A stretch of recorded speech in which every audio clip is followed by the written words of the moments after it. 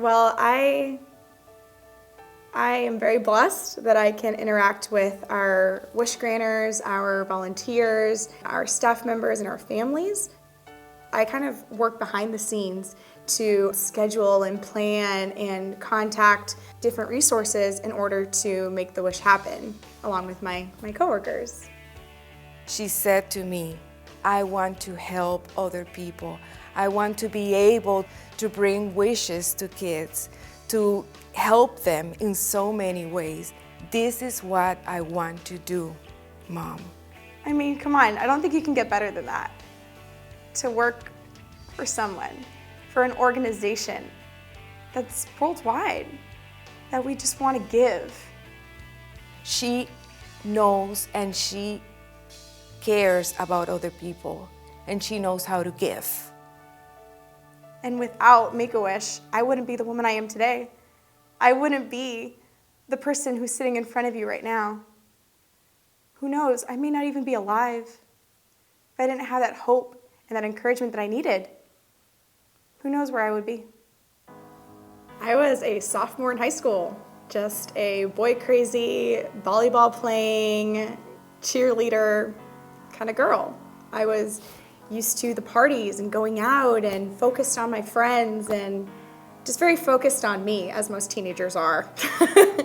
Always dancing, singing, changing clothes 3 times a day. Never thinking about, the future, never really thinking about tomorrow, and just always enjoying the moment. Well, my sophomore year of high school, I started experiencing a lot of fatigue, a lot of night sweats and coughing and just depression. I thought that she was having a flu or some kind of virus. It just progressively got worse and worse and worse, and the fevers got higher and the coughing got more, and then more night sweats and more exhaustion. As a mom, you get a concern and you take her to the doctor, and the doctor always thought that she had the flu. With that motherly instinct that so many mothers have, decided to take me to her friend's doctor. He said I looked fine, but just to double check, he wanted to do an x-ray, a chest x-ray. So Christina and I, we stay in the room, and the doctor called and he said, I have something very important to share with you. And there was a tumor, a little larger than a softball, pressing against my lungs and my heart. And that changed our lives forever. This is very serious, and we need to rush her to the hospital for a biopsy. It was unbelievable. It was hard to believe that this was happening to me. I was by myself in the waiting room for the results. So when the doctor came out from the room, he came straight to me and he said, she has cancer. And put me into ICU and told me that, we're here for you. Just stay comfortable. Don't worry about it. And I started crying. I started screaming. This is my beautiful 16-year-old daughter, and she has cancer. It's something that no parent wants to have those news.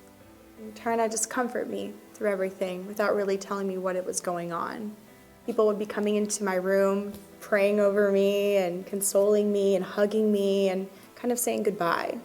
When the doctor spoke to me again and he said, enjoy your daughter now because she has maybe days to live. And about a week later, that's when my mother came in and told me, you have stage 4 non-Hodgkin's lymphoma, and the doctors told me that you were going to die in a week.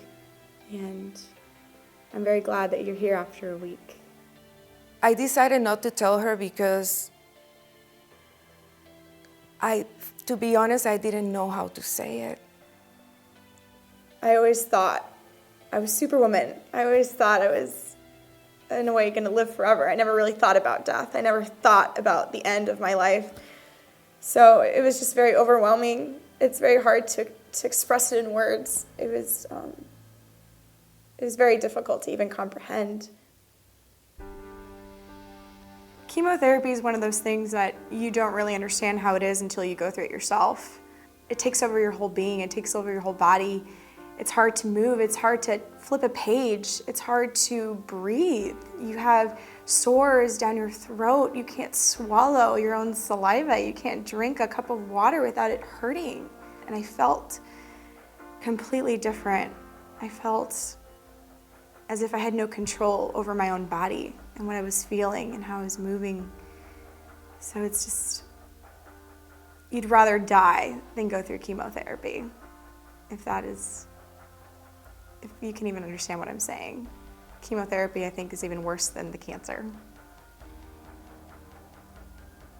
I never truly believed that I was going to die, even though it was being said around so often. I never thought, and I never believed the doctors. I knew I was going to live. It didn't matter what they said. I knew I was going to live. I remember her smile when I said to her, "You're still here, baby. You're still with me. And we're going to go through this." And she says, "Mom, we're going to go through this. We're going to be very strong. And we are not the first family who go through this." Well, my mother, she told me about Make-A-Wish. The social workers at our hospital brought it up to my mom and told her that it was a great resource. It was one of those organizations that really cared about people and giving families hope and joy. I cannot believe this, that there's still people out there who really care for us, and we are not alone. When I had just been into remission is when our fantastic wish granters came to my home and brought me my wish, which was a Apple iBook laptop that I specifically asked for. I wrote down exactly what I wanted on a piece of paper and even drew it for my wish granter at her request. It was a window for the future. It was a window for her to communicate with her relatives, with her friends, to look for colleges, to just hope. I wanted to plan for my future, to be able to go to college and make something of myself so that I could do what Make-A-Wish did for me. And she always said, "Mommy, this is the best wish I could ever get. I will be able to become someone." And if I would be able to go to school and get the education that I needed to be able to work for an organization like Make-A-Wish, that's all I needed. And I knew that this laptop was the first step to that. I'm so grateful of all the volunteers, of all the people who work for Make-A-Wish, because Christine has been transformed, has been able to give to this world. And this is what we all need, to learn how to give. Well, Make-A-Wish gives these families hope, specifically to the children, to these kids, that they're told no on a daily basis. That no, you can't go here, you can't do this, you can't have this. And for us to be able to say, yes, we can give you this, so that you can keep pushing forward in life and have hope and encouragement and joy. Now she is giving these kids hope and their dreams come true. The Make-A-Wish is a wonderful nonprofit organization that needs a lot of help, needs a lot of donors, because it's worth it.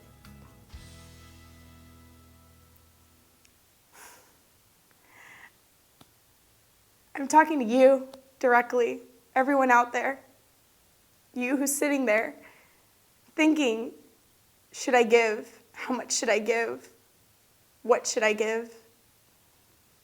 Without you, literally, none of this is possible. Without your generous gift that you could use for so many other things, but you choose to use for Make-A-Wish. You choose to give to these children. It's indescribable how grateful I am to you.